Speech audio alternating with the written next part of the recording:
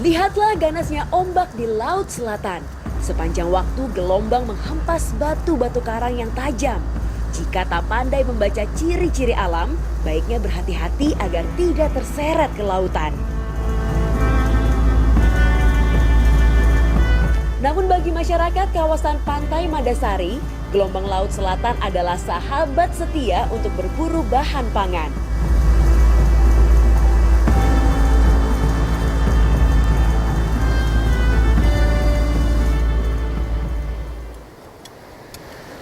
Ada yang tahu ini apa? Kalau orang Madasari bilangnya ini tamikil. Ini sejenis moluska yang suka banget nempel di karang-karang. Kalau dilihat bentuknya itu mirip-mirip lintah, cuma dia berduri. Dan ini nempel banget ke tangan saya. Biasanya tamikil ini bakal diolah jadi kuliner khasnya Madasari. Saya penasaran kayak apa? Nanti saya mau olah.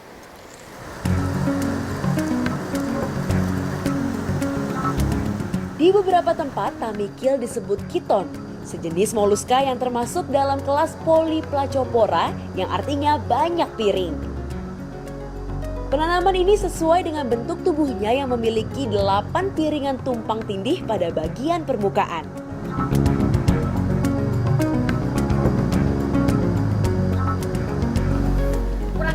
Dapatnya nggak banyak.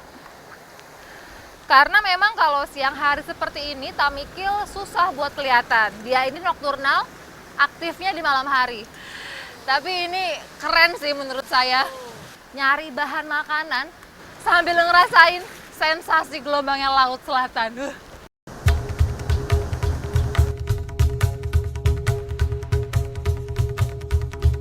Waktu untuk berburu tamikil bisa berubah setiap hari.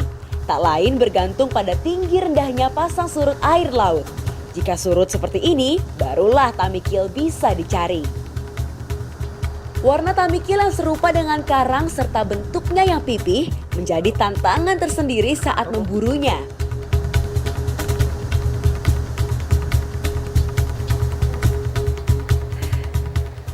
Tamikil itu ada dua bentuk. Ini ada yang durinya panjang-panjang, hitam. Ada yang seperti ini. Dia durinya pendek-pendek. Ini saya kasih nama tamikil botak. Ya teh, boleh nggak? Iya. Yang mana yang enak teh? Kalau yang enak itu yang ada durinya. Karena itu dagingnya kan tebal. Terus coba lihat di belakangnya. Cuma ini susah kalau direbus. Paling tebal, terus gizinya banyak. Tapi kalau mau dipasak, ininya dicopot semua. Terus dipotong kecil-kecil. Ya, saya penasaran gimana bikinnya, tapi harus sabar dulu ya. Saya mau cari tambahan bahan makanan di hutan sana.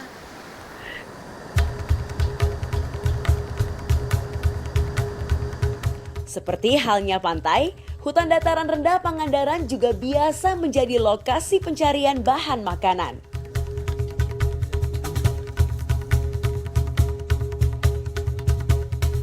Ya Kang ya. Gede banget. Sebenarnya saya tuh deg-degan dari tadi karena yang mau kita ambil gitu. Larva tawon. Serem banget. Nah, ini makanya saya udah bawa kain jaring seperti ini. Ini buat melindungi diri, jaga-jaga kalau nanti dia nyerang. Saya pakai dulu ya, Kang.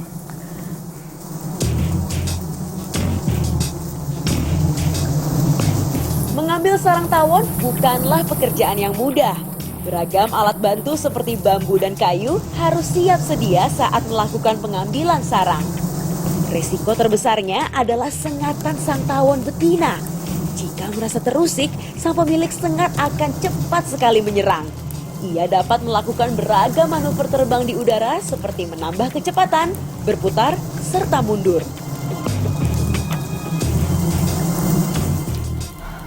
Ini ngeri banget. Ini mesti dikerjakan dengan cepat tapi hati-hati. Karena tawon yang tidak kena api, dia tuh bisa menyerang, bahkan bisa menyengat sampai 7 kali. Ini makanya saya juga dikasih api buat berjaga-jaga.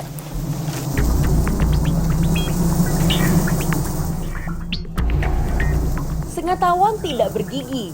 Ia bisa menggunakan sengatnya berulang kali tanpa khawatir akan menancap dan tak bisa dicabut kembali.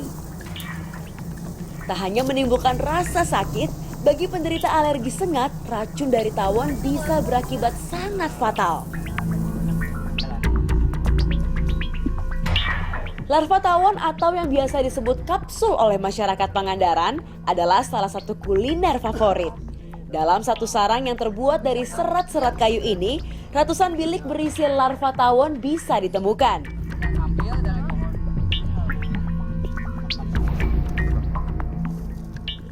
Ini dimakan mentah aja enak. Terus saya penasaran gimana kalau udah dimasak. Makanya sekarang kita mau olah.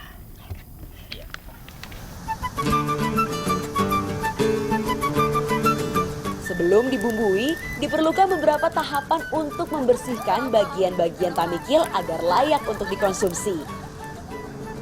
Nah, selanjutnya tinggal campurkan bahan utama dengan aneka bumbu beraroma yang menggugah selera.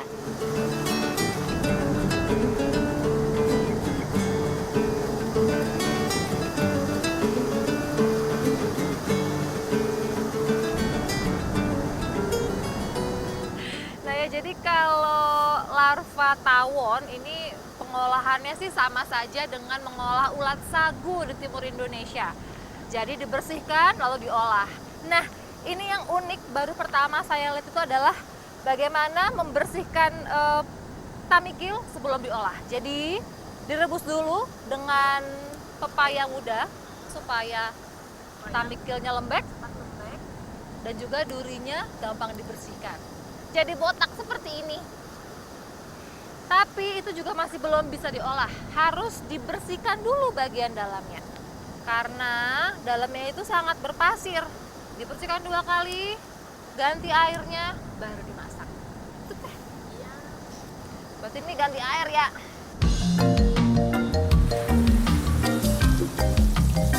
Tamikil dan larva tawon mengandung protein, omega 3 serta berbagai asam amino yang sangat baik untuk tubuh. Namun tentu saja, makanan berprotein tinggi harus dimakan secukupnya saja untuk menghindari beragam efek samping. Bagi masyarakat Pangandaran, alam layaknya pasar yang menyediakan bahan makanan yang dapat diambil secara cuma-cuma. Tentu saja, ini bisa terus dinikmati asal tidak ada pengambilan secara berlebih.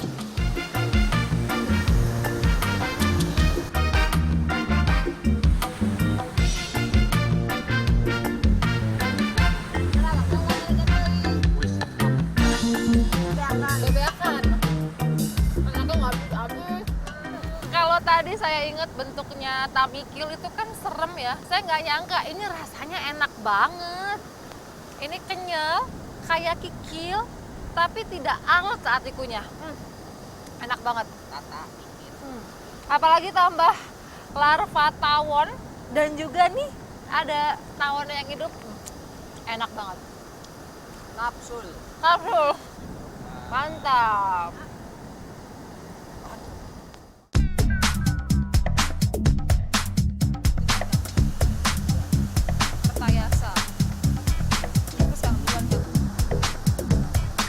Ekosistem kars di Pangandaran memang unik. Banyaknya tebing batu serta gua alami tak hanya indah dipandang mata, namun juga bisa dimanfaatkan sebagai sumber mata pencaharian masyarakat.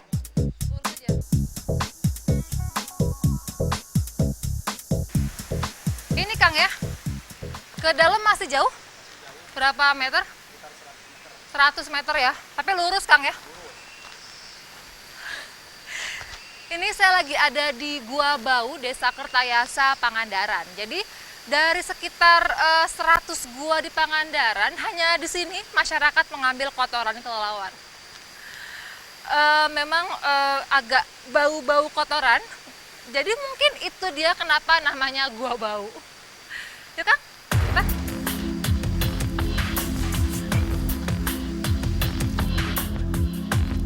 Jalur berlumpur menyambut kedatangan kami.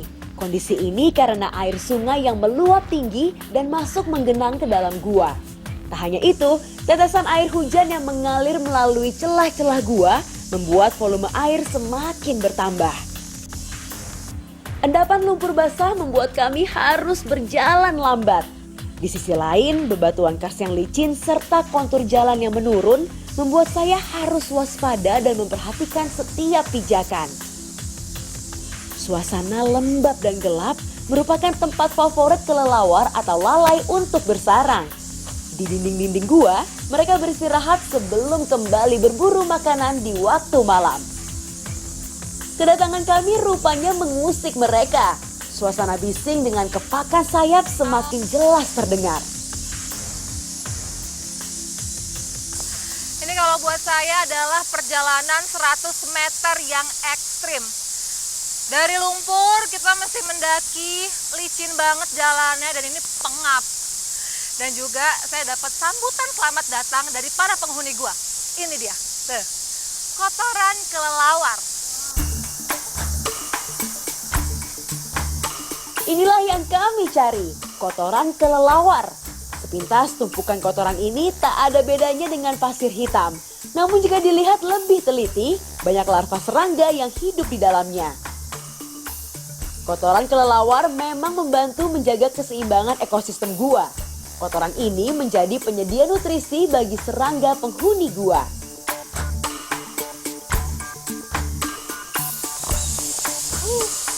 Nah, ini dia kotoran yang kita cari. Ini sangat halus butirannya seperti pasir dan sama sekali tidak ada bau.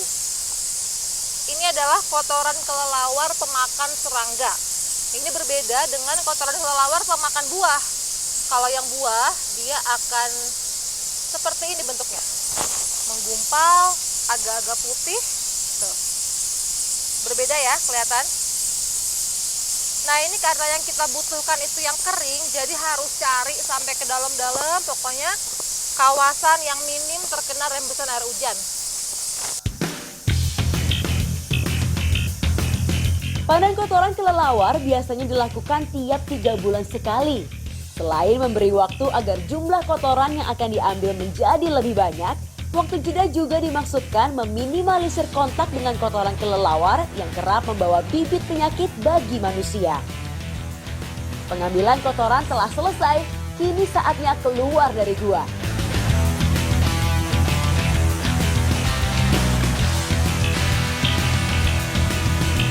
Kali ini perjalanan saya tak sia-sia. Proses panen yang menguras tenaga terbayar lunas dengan sajian pemandangan ribuan kelelawar yang berterbangan. Mereka berterbangan hilir mudik tanpa satupun yang bertabrakan. Inilah hebatnya indera pendeteksi mirip radar yang ada pada cuping telinga mamalia terbang ini.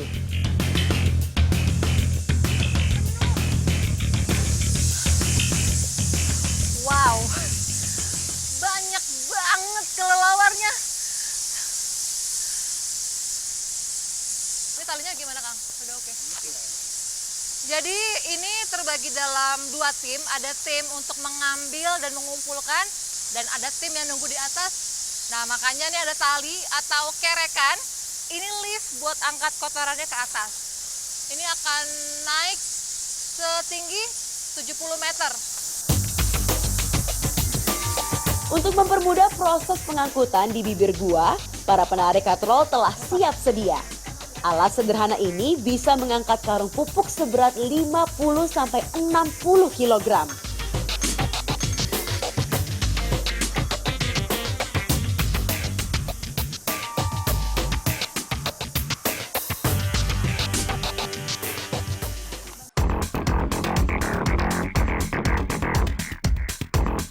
Di dunia agro, kotoran kelelawar dikenal sebagai primadona penyubur tanaman. Kandungan mineralnya jauh lebih lengkap dibandingkan kotoran sapi ataupun kotoran burung. Terlebih kotoran kelelawar yang sudah lama mengendap di dalam gua, kualitasnya menjadi semakin maksimal karena sudah tercampur beragam bakteri pengurai.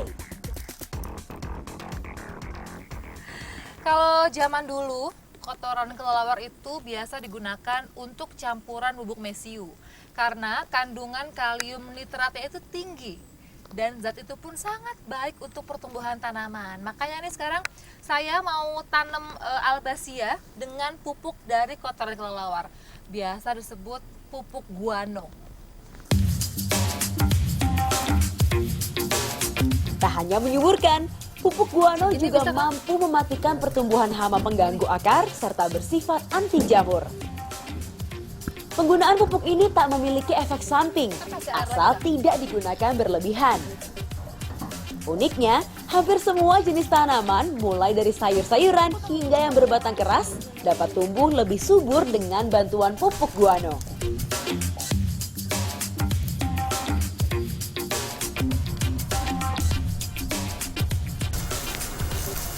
Ini pohon Albasia saya sudah ditanam. Kalau tadi Pak Wahid cerita, tanaman yang pakai pupuk guano itu pertumbuhannya bisa 3 kali lebih cepat dibandingkan pupuk biasa. Nah, makanya nggak heran kotoran kelelawar dari Kertayasa di Gua Bau itu sudah rutin dikirim sampai ke seluruh Pulau Jawa.